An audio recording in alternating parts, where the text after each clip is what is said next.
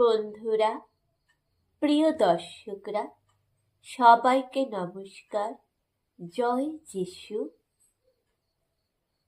বন্ধুরা, আপনারা বুঝতেই পারলেন আমি আগের দিন প্রভু যীশু খ্রিস্টের তথ্য সম্পর্কে বুঝিয়েছি, আর এটাও বলেছি যারা বলে 4টা পেরেক খেয়ে কেন খ্রিস্টপ্রভু মারা গেল, আর যারা ভীষ্মের সাথে খ্রিস্টপ্রভু তুলনা করে, এই প্রসঙ্গেও আমি সঠিক তথ্য আমি বুঝিয়েছি। এবং মহাভারতে পাণ্ডবদের পিতামহ ভীষ্ম, গঙ্গার পুত্র ভীষ্মের ব্যাপারেও আমি বুঝিয়েছি। তো এইবারে বিষয়টা হচ্ছে, অনেকেই বলে যে খ্রিস্ট ধর্মে, বাইবেলে মহাপুরুষরা একের পর এক পাপ করে গেছে, যেটা বাইবেলে লেখা আছে। এই প্রসঙ্গে আমি কিছু সঠিক তথ্য বলতে চাই। ওরা অপরাধী ছিল, তাই ওরা কখনোই ভগবান হতে পারে না, ওরা কখনোই স্বর্গের দূত ছিল না, ওরা কখনোই মহাপুরুষ ছিল না। কারণ যিনি প্রকৃত মহাপুরুষ, তার স্বভাব চরিত্র ভালো থাকবে। মহাপুরুষরা চরিত্রবান হবে, মহাপুরুষরা সৎ হবে। মহাপুরুষ সেই যে পবিত্র, মহাপুরুষ সেই যে কোনোদিন কোনো পাপ করবে না। যারা পাপ করে, যারা অন্যায় করে, যারা অপরাধী, তারা কখনোই মহাপুরুষ হতে পারে না। এক কথায় তারা হচ্ছে দানব, অসুর। কিন্তু তার মানুষের মতো দেখতে, কিন্তু অ্যাকচুয়ালি তারা অমানুষ, তাই তারা পাপ করেছে। তাই বাইবেলে প্রভু যীশু খ্রিস্টের যারা পূর্বপুরুষ ছিলেন, অর্থাৎ প্রভু যীশু জন্মের আগে যারা পূর্বপুরুষ ছিলেন, সেই মারিয়ামের বংশধরের কথা বলুন, যোসেফের আত্মীয় স্বজনের কথা বলুন, আব্রাহামের কথা বলুন, তারা সবাই অসুর ছিলেন, তারা পাপী ছিলেন, তারা অপরাধী ছিলেন। তারা কখনোই মহাপুরুষ হতে পারে না। কিন্তু তারা তাদের পাপের শাস্তি পেয়েছিলেন, তার কারণ বাইবেল কখনোই কোনো অন্যায়কে সমর্থন করে না। এই বাইবেল কথার অর্থ হচ্ছে basic interaction before living of earth. Bible কখনোই কোনো অন্যায়কে প্রশ্রয় দেয় না, বাইবেল কখনোই কোনো অন্যায়কে সমর্থন করে না। বাইবেল বলে প্রত্যেক ব্যক্তি তার কর্ম অনুসারে প্রতিফল পাবে, অর্থাৎ কর্মফল সকলকে ভোগ করতে হবে। বাইবেল বলে যে যেমন কর্ম করবে তাকে ঠিক তেমন কর্ম অনুসারেই তার শাস্তির বিধান রয়েছে।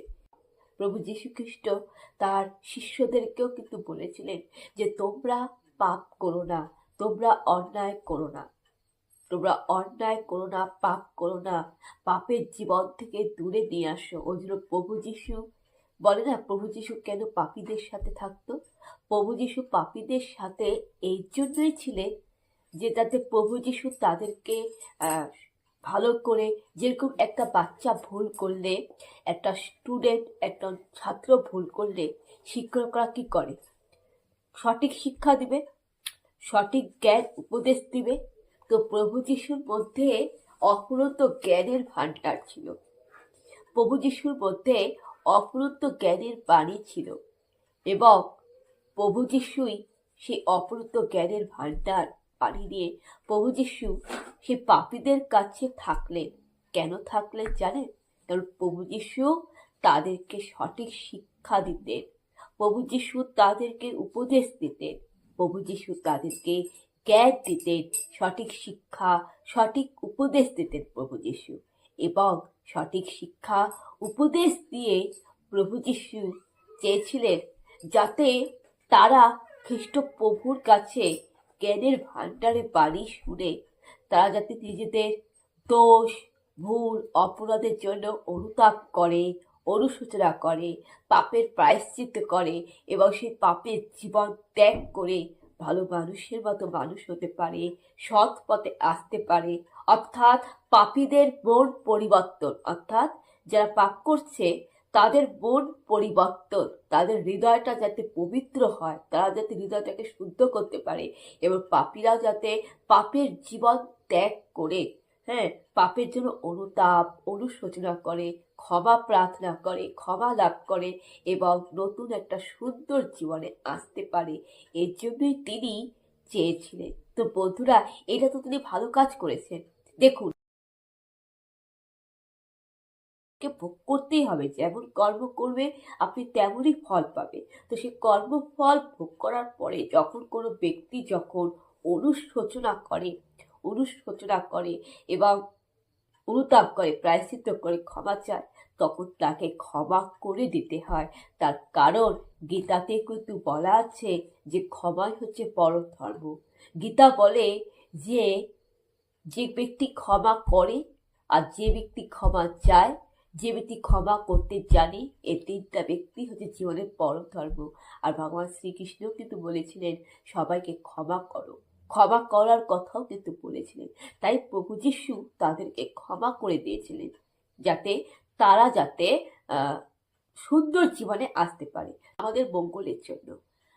আমাদের মঙ্গলের জন্যই ঈশ্বর খ্রিস্ট প্রভু যিশুকে আমাদের কাছে পাঠিয়েছে। তো এখানে প্রভু বলছে প্রত্যেক ব্যক্তিকে শাস্তি পেতে হবে, প্রত্যেক ব্যক্তিকে তার কর্মফল ভোগ করতে হবে। তারপরে যে চুরি করবে তাকে শাস্তি পেতে হবে। তো সেই যে শাস্তিটা পেতে হবে, এটা ঈশ্বর চেয়েছিলেন, এটা ঈশ্বরের বিধান ছিল, যেটা বাইবেল লেখা আছে। আর বাইবেল মানে ঈশ্বরের নির্দেশ, বাইবেল মানে হচ্ছে ঈশ্বরের মুখের বচন, যেখানে বলা হয়েছে আদিতে বচন ছিল, আদিতে বাক্য ছিল, বাক্য হচ্ছে বাণী। এই বাইবেল ঈশ্বরের মুখের বচন। আদিতে বাক্য ছিল, বাক্য ঈশ্বরের সাথে ছিল, বাক্যের মধ্যে ঈশ্বর ছিল। তাই এখানে বাইবেলে যখন লেখা আছে যে প্রত্যেক ব্যক্তি পাপ করিয়াছে, সকল ব্যক্তিকে পাপের শাস্তি ভোগ করতে হবে, প্রত্যেক ব্যক্তি তার কর্ম অনুসারে প্রতিফল পাবে, প্রত্যেক ব্যক্তির বিচার হবে, এটা কিন্তু ঈশ্বরই বলছে। অর্থাৎ ঈশ্বর বলছে যে প্রত্যেক ব্যক্তিকে পাপের শাস্তি পেতে হবে, প্রত্যেক ব্যক্তিকে কর্মফল ভোগ করতে হবে। ঈশ্বর বলছে কোনো অন্যায় সমর্থনযোগ্য নয়, ঈশ্বর কোনো অন্যায়কে সমর্থন করে না। অর্থাৎ বাইবেলই হচ্ছে ঈশ্বরের মুখের বাণী, যেটা ঈশ্বর পছন্দ করে না। আর বাইবেলও লেখা আছে যে পবিত্র ধর্মশাস্ত্র বাইবেল কিন্তু কখনোই মানুষের পাপ অন্যায়কে সমর্থন করে না।